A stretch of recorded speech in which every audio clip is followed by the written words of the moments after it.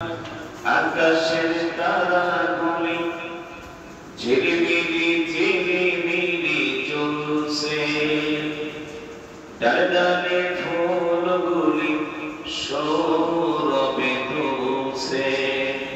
রাসূল এসেছে, হাবিব এসেছে, রাসূল এসেছে, হাবিব এসেছে। সম্মানিত হাজির, আজকে রবিউল আউয়াল মাসের শেষ জুমা, তার মানে আমাদের জীবন থেকে বিশ্বনবীর আলোচনা আজ থেকে কি বন্ধ হয়ে যাবে? না। এই পৃথিবীতে যারা নাস্তিক, বেঈমান, যারা ফাসিক, ফুজ্জার, যারা কাফের, তারা এই পৃথিবীতে একটা রীতি চালু করেছে। সেটা হচ্ছে বছরে একদিন পিতৃ দিবস পালন করা। বাপরে ওই দিন খুব যত্ন করে, আহ্বান করে, কলা খাওয়ায়, গোলা খাওয়ায়, ছোলা খাওয়ায়, কত কিছু খাওয়ায়। বছরে একদিন মাতৃ দিবস পালন করে। মাকে রেখে আসছে, বাবাকে রেখে আসছে বৃদ্ধাশ্রম, আর বাড়িতে আনন্দ করে বন্ধু বান্ধবীদের। যাও সিলাই সিন্নি খাইলা বললা সিল্লা।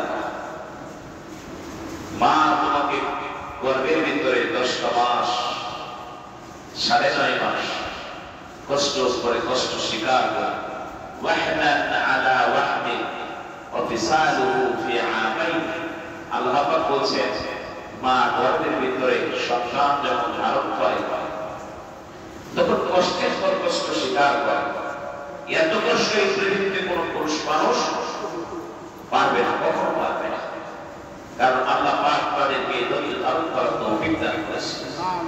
আবার মায়েদের পেটটা হলো স্বর্ণের খনি। মায়েদের পেটটা কি? স্বর্ণের খনি। কারণ মায়ের পেট থেকে পয়গম্বররা এসেছেন, মায়ের পেট থেকে সাহাবায়ে কেরাম রাদিয়াল্লাহু তাআলা আনহুম আজমাইন এসেছেন, মায়ের পেট থেকে আল্লাহর ওলিরা এসেছেন, মায়ের পেট থেকে কোরআনের হাফেজরা এসেছেন, মায়ের পেট থেকে জবরদস্তি ইমাম আবু হানিফা, ইমাম মালিক, ইমাম শাফি, ইমাম আহমদ ইবনে হাম্বল, এই ধরনের স্বর্ণের টুকরা মানুষরা এই পৃথিবীতে আল্লাহ রাব্বুল আলামিন নিয়ে এসেছেন মায়ের পেট থেকে। সুবহানাল্লাহ। আপনার আমার মতো বাচ্চা ছাড়া মানুষটাও মায়ের পেট ছাড়া কোরআন ক্লাস থেকে আসছে নাকি? না। আমার মুসলমান, এই জন্য সেই মায়েদের এই পৃথিবীতে আল্লাহ রাব্বুল আলামিন এত সম্মান আর মর্যাদা দান করেছেন। আল্লাহ নবীর কাছে সাহাবী জিজ্ঞেস করলেন, ইয়া রাসূলুল্লাহ, এই পৃথিবীতে খেদমত করব কার? নবীজি বললেন, তোমার মায়ের। তারপরে খেদমত করব কার? নবীজি বললেন, তোমার মায়ের। তারপরে খেদমত করব কার? নবীজি বললেন, তোমার মায়ের। তারপরে খেদমত করব কার? তোমার বাবা। আল্লাহ নবী একবার নয়, দুইবার নয়, তিনবার মায়ের কথা বললেন। কারণ একটা সন্তান বাবার কাছে যে সময়টুকু অতিবাহিত করে তার চাইতে 3 গুণ বেশি আল্লাহ রাব্বুল আলামিনের বান্দা বান্দী তার মায়ের কাছে সময় দেয়। বাবা রাত্রি প্রায় বের হয়ে যায়, আবার আসে রাত 10টা। সারাদিনের ভিতরে খোঁজ নিতে পারে না, মোবাইল খোঁজ নেয়। স্কুলে গেছিল, মাদ্রাসায় গেছিল, খাইছে, তোমরা খাইছো, দূরের থেকে খোঁজ নেয়। কিন্তু মা সারাক্ষণ দেখভাল করে। দূরে কি হয়েছে, মায়ের চুলগুলো ছিঁড়া টানতে থাকে। এত ব্যথা, কষ্ট, নির্যাতন সহ্য করেও মা সন্তানকে হাসি মুখে চুলগুলো ছাড়াই আবার বুকের সঙ্গে জড়াই ঘরের ভিতরে 2টা চুমা দিয়ে দেয়। সেই সন্তান যখন বড় হলো, 70 স্ত্রী পাইল, আর শ্বশুর বাড়ি ওয়ান টাইম কিছু আত্মীয় পাইল, তারা হয়ে গেলে তো ওয়ান টাইম কি ঠিক কিনা? ওয়ান টাইম পেট যেমন খাওয়ার পরে বাথরুমে চলে দেওয়া হয়, ডাস্টবিনে ছড়ে দেওয়া হয়, কুকুর দিয়ে তারপরে থাকতে থাকে, বিভিন্ন ধরনের প্রাণী দিয়ে তারপরে হাঁটতে থাকে, পেশাব পায়খানা করতে থাকে। যদি তাদের ব্যবহার ভালো হয় তাহলে সম্মান আর মর্যাদা ধুইয়ে বসে তাকে শোকেসের ভিতর সুন্দর করে রেখে দেওয়া হয়। আর যদি সেটা ওয়ান টাইম হয় তাহলে সরে ফেলানো হয় ডাস্টবিন। ঠিক কিনা?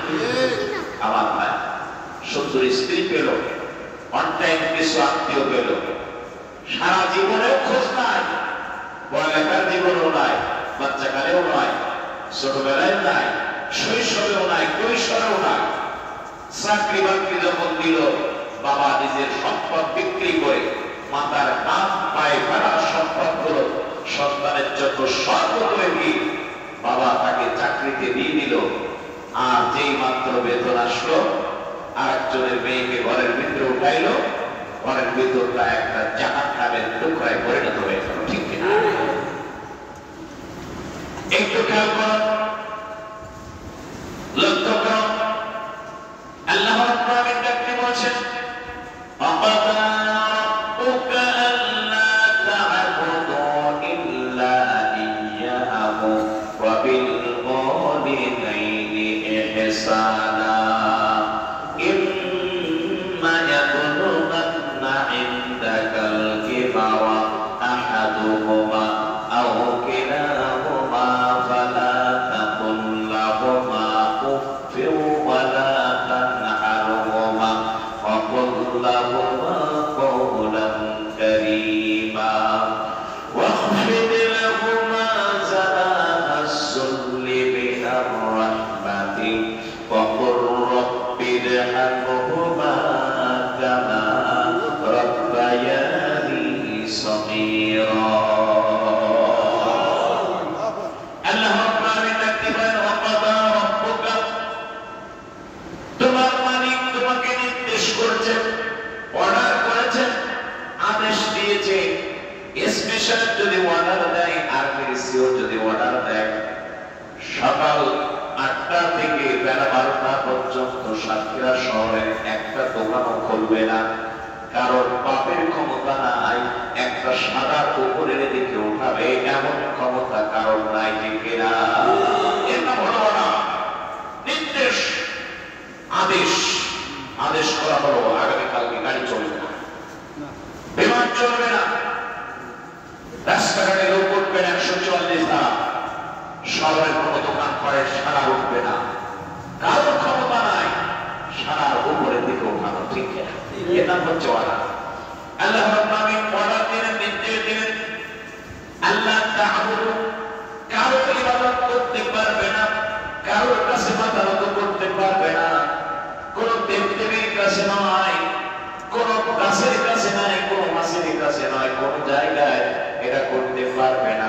আমি আল্লাহ রাব্বুল আলামিন শুধু অর্ডার দিলাম, ইল্লা ইয়াহু, একমাত্র মাথা নত করবে, যা চাইবে পৃথিবীতে একমাত্র আমি আল্লাহ ছাড়া পৃথিবীর কারো কাছে চাইবে না। যা কিছু চাইবে একমাত্র পৃথিবীতে একমাত্র মালিক তোমার আল্লাহ ছাড়া আর কেউ তোমার মালিক নয়। ভারত তোমার মালিক নয়, আমেরিকা মালিক নয়, ইসরায়েল মালিক নয়। যদি তাই হতো, বিপদের মধ্যে তোমাকে শেল্টার দেওয়ার জন্য পালিয়ে যেত না, তোমার পাশে তারা শেষারেলা প্রাচীরের মতো, বুনিয়াদ মারসুস শেষারেলা প্রাচীরের মতো তারা দাঁড়িয়ে থাকতো। জীবন চলে যায় যাবে, কিন্তু আপনার নিরাপত্তার দায়িত্ব থেকে আমরা পালিয়ে এয়ারপোর্টে যে বিমানে উঠে আমরা আমাদের জীবন বাঁচাতে চাই না। আমরা নিরাপত্তার জন্য দাঁড়িয়ে থাকলাম, কিন্তু কখনো তারা আপনার নিরাপত্তার জন্য দাঁড়াবে না, কারণ তাদের ভিতরে ঈমান নাই, তারা হলো বেঈমান। ঠিক আছে? আমার মুসলমান, আল্লাহ পাক বলছেন, একমাত্র এই পৃথিবীতে শুধুমাত্র কেবলমাত্র আল্লাহ রাব্বুল আলামিনের ইবাদত ছাড়া আর কারো ইবাদত করতে পারবে না। আল্লাহর ইবাদত করবে। আমার মুসলমান ভাইরা শুধু আল্লাহর ইবাদত করবেন, আল্লাহর কাছে মাথা নত করবেন, আল্লাহর কাছে চাইবেন, আল্লাহর কাছে বলবেন, আল্লাহর কাছে শুধু তোমার সব কথাগুলো দিলের ভিতর থেকে বের করে দিয়ে দেবে, অন্য কত কথা তুমি বলতে পারবে না। আল্লাহ রাব্বুল আলামিন এই পৃথিবীতে ডাকতে বললেন, বাবার বান্দারা বান্দিরা, আল্লাহ রাব্বুল আলামিন ডাকতে বললেন, আমার বান্দা বান্দিরা, এই পৃথিবীতে শুধুমাত্র কেবলমাত্র আমি আল্লাহ ছাড়া কারো কাছে মাথা নত করতে পারবে না। এই কথাটার জন্য আল্লাহ রাসূলকে বলেছিল মজদুর, পাগল। ঠিক না? নাউজুবিল্লাহ মিন যালিক। আল্লাহ নবীকে তারা ডাকতে বলেছিলেন পাগল, আর আল্লাহ রাব্বুল আলামিন তার জবাব রাসূলের কাছে সাথে সাথে পাঠিয়ে দিলেন। আল্লাহ রাব্বুল আলামিন ডাকতে বলেন মা আনতা বিনি'মাতি রাব্বিকা বিমাজনুন। আল্লাহ রাব্বুল আলামিন ডাকতে বলেন আমার হাবিব, আমি আমার রহমত দিয়ে, করুণা দিয়ে, আমি আমার সমস্ত রহমত তোমার করে দিয়ে আমি ঘোষণা করলাম কাফেররা তোমাকে পাগল বলেছে, আমি আল্লাহ বললাম তুমি পাগল না, তুমি পাগল না। কার কথাগুলো অযোগ্য হবে? আল্লাহ পাগল বললো কেন? কারণ আছে কি? অবশ্যই কারণ আছে। রাজাকার বললো কেন? আমার বয়স, আমার জন্ম হয় নাই 71 সালে, আমার গায়ে রাজাকার। কারণ কি? কারণ হলো এই ধোয়া যদি উঠানো যায় তাহলে এদেরকে দাবিয়ে দেওয়া যাবে আর আমাদের চেয়ার পাকাপোক্ত করা যাবে। আল্লাহ রাব্বুল আলামিন ডাকতে বলেন রাসূল, তোমাকে পাগল বলার একটাই কারণ, আবু জেহেলের চেয়ার পাকাপোক্ত করার জন্য যুবক বাহিনীর মগজ ধরাই করে তারা তোমার বিরুদ্ধে এই যুবকদেরকে লাগিয়ে দিয়েছে, লেলিয়ে দিয়েছে, তারা যেন তোমাকে পাগল বলে। কিন্তু আমি, তুমি মন খারাপ করো না, তুমি কষ্ট পেও না তাদের কথায়। আমি আল্লাহ ঘোষণা করলাম তুমি মজনুন না, তুমি পাগল না, তুমি জাদুকর নয়, তুমি অন্য কোনো কবি নয়, তুমি কোনো গণক নয়, তুমি লেখক নয়, তুমি হলো আমার নবী, তুমি আমার রহমত। তোমার ব্যাপারে আমি বলে দিয়ে দিলাম তুমি সিরাজুল মুনীর, তুমি হলো আলোকবর্তিতা। এই অন্ধকার সমাজকে আলোকিত করার জন্য আমি আল্লাহ তোমাকে পাঠিয়েছি। যখন ঘোর কেড়ে যাচ্ছে, চোর তখন রাগ হয়ে যাচ্ছে। ঠিক না? আরো কিছুদিন যদি আলো থাকতো, কিছুক্ষণ থাকতো, তাহলে চুরি করতে আমার সুবিধা হতো। বিদ্যুৎ যদি আরো কিছুক্ষণ অফ থাকতো, তাহলে আমার চুরি করাটা সবচেয়ে বেশি ভালো হতো। কি ঠিক না? গতদিন যখন শুনছিলাম আপনাদের শোনার দরকার আছে, জামাত অফিস থেকে যখন সমস্ত মালামাল লুট করেছিল, যেদিন রাতের বেলা পাশে যারা বাড়িওয়ালা তারা বলছিল গত কয়েকদিন আগে, হুজুর আমাদের পাশে বাড়ি, আমাদের তেমন তো করার কিছু নাই, আমরা তো বলতে পারি না, এতদিন পর্যন্ত বলতে পারি না, কারণ বললে তো আমাদের রাখবে, রাষ্ট্র রাখবে না। বলছে ওরা যখন ঢুকেছে তার হাত দিয়ে বিদ্যুৎ চলে গেল, আর যতক্ষণ পর্যন্ত সমস্ত মালামাল না নিয়ে বের হতে পেরেছে ততক্ষণ পর্যন্ত বিদ্যুৎ আসে নাই, বিদ্যুৎ বন্ধ করে রেখেছে। 1 ইঞ্চি তার পর্যন্ত, একটা সুইচ পর্যন্ত রেখে যায় না এই চোরের গোষ্ঠী। 1 ইঞ্চি তারও রেখে যায়। যদি 1 ইঞ্চি তারও থাকতো, একটা সুইচও থাকতো, আর বাকি মালামালের কথা বললাম সব দিয়ে গেছে। চোর কাকে বলে? অন্ধকার যত বেশি হবে চোরের তত মজা লাগে। ঠিক না? আলো যখন বের হয়ে যায় মুমিনের তখন ভালো লাগে। ঠিক না? আলো যখন বের হয়ে যায় তখন চোর তখন অসন্তুষ্ট হয়। আর বেশিক্ষণ যদি থাকতো অমাবস্যারা, তাহলে চুরিটা করতে ভালো হতো, সেই চাষি করলে এখন নিতে ভালো লাগতো। আমার মুসলমানরা বিশ্বনবীকে পাগল বলল, আল্লাহ নবীকে তার জাদুকর বলল।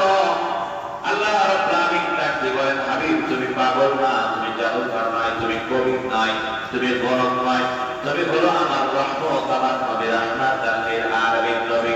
তুমি রহমতের এই সোয়া যখন মানুষের কাছে দেওয়া শুরু করেছো, আল্লাহ রাব্বুল আলামিনের দুশমনেরা, নবীর দুশমনেরা তখন তোমার উপরে অসন্তুষ্ট হয়ে গিয়েছে, আর অসন্তুষ্ট হওয়ার কারণে তারা তোমাকে পাগল বলেছে। দেখে না?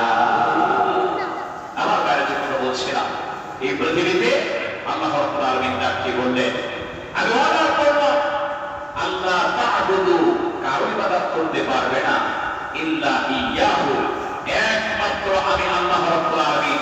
আমার ইবাদত করবে, আমার কাছে মাথা নত করবে, আমার কাছে চাইবে, আমার কাছে কাঁদবে, আমার কাছে আসবে। আল্লাহ নবী বলেন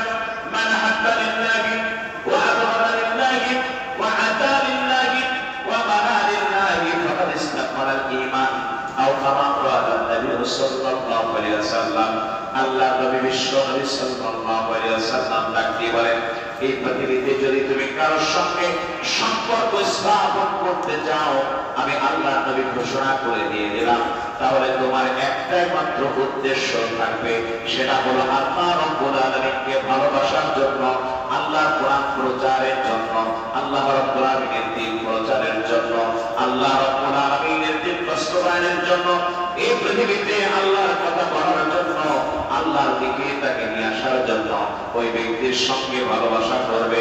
না বলে যেন তুমি তোমার এই জাগতিক উদ্দেশ্য সাধনের জন্য তুমি এই ভালোবাসা তুমি যেন স্থাপন কোন অবস্থায় করবে না। আমার ভাই, আমাদের মোশাররফ ভাই সবসময়ের জন্য আমাদের মসজিদের একজন আলো প্রমাণ, তিনি আমাদেরকে এখানে বিভিন্নভাবে সহযোগিতা করেন। গতদিন আমাকে যখন এই মোবাইলের স্ট্যান্ডটা দিচ্ছিলেন, বলছেন হুজুর আমার নিয়ে চলো, যেহেতু এই পৃথিবীতে আমার তো আর গোছানোর কোনো প্রয়োজন নাই, যে কাজটা করবো সেটা যেন আল্লাহ রাব্বুল আলামিনের কাজে ব্যবহৃত হয়, আল্লাহর পক্ষে যেন কাজটা সেই জিনিসটা যেন কাজে লাগে, এই জন্য আমার প্রত্যেকটা টাকা অর্জিত সম্পদ যেন এই পথে ব্যয় হয়, এই পথে যেন কাজ করে, এই জন্য আমি এখন বুঝে শুনে তারপরে প্রত্যেকটা জিনিস দেই, যেন কেউ না বলতে পারে আমার কষ্ট অর্জিত অর্থ দিয়ে তারা একটা দিনের সাল উঠাইয়া তার ভিতরে গাঁজা টানতেছে, মদ খাচ্ছে, অবৈধ কাজ করছে, সেখানে জোয়া খেলছে, এই ধরনের জায়গায় আমি আমার অর্থ কোন অবস্থায় ইনভেস্ট করতে চাই না।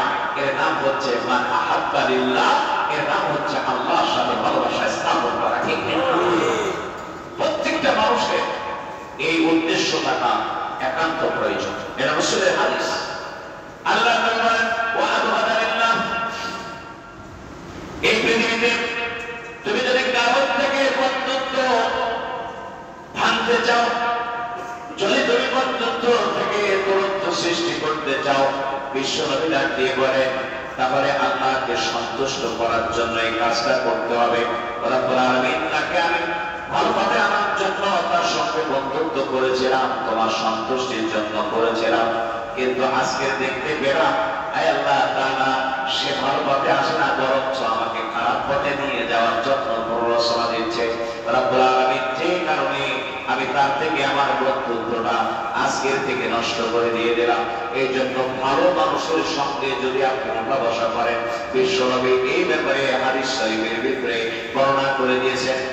আল্লাহ নবী বলেন, এই পৃথিবীতে তুমি যার সঙ্গে উঠা বসা করবে, চলাফেরা করবে, আল্লাহ নবী বলেন তার সঙ্গে কিয়ামতের ময়দানে আল্লাহ রাব্বুল আলামিন তোমার হাসর নাসর করে দিবে।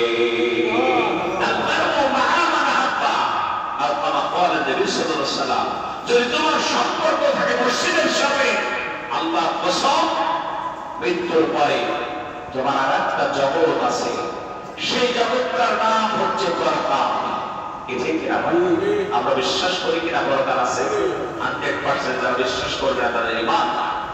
এই পরকাল যেদিন হবে, মসজিদের সঙ্গে সম্পর্ক থাকার কারণে আল্লাহ নবী বলেছেন কিয়ামতের ময়দানে 7 শ্রেণীর মানুষকে আল্লাহ পাক আরশে আজিমের সায়াদাত করবে। সুবহানাল্লাহ। ওই শ্রেণীর মানুষ, তার ভিতরে এক শ্রেণী হলো ওয়ারাজুলুন কলবুহু মুআল্লাকুন ফিল মাসাজিদ, যার হৃদয়টা মসজিদের সঙ্গে লাগানো থাকে, ভালোবাসা দিয়ে লাগানো থাকে, ফজরের নামাজ পড়ে বের হয়ে গিয়েছে, কখন জোহরের আযান হবে এই দিকে তার কানটা আছে, আযান হয়ে গেল, সালাতটা টেনে দিয়ে দিল, চাকরিটা শেষ করে দিল, দিয়ে মসজিদের দিকে চলে আসলো। আল্লাহ নবী বলেছেন ওয়ারাজুলুন কলবুহু মুআল্লাকুন ফিল মাসাজিদ, যে ব্যক্তির হৃদয়টা মসজিদের সঙ্গে লাগানো থাকবে, জোড়ানো থাকবে, আল্লাহ নবী বলেন কিয়ামতের ময়দানে ওই বান্দার মাথার উপরে আল্লাহ রাব্বুল আলামিন আরশে আজিমের সায়াদাত করে দেবেন। সুবহানাল্লাহ।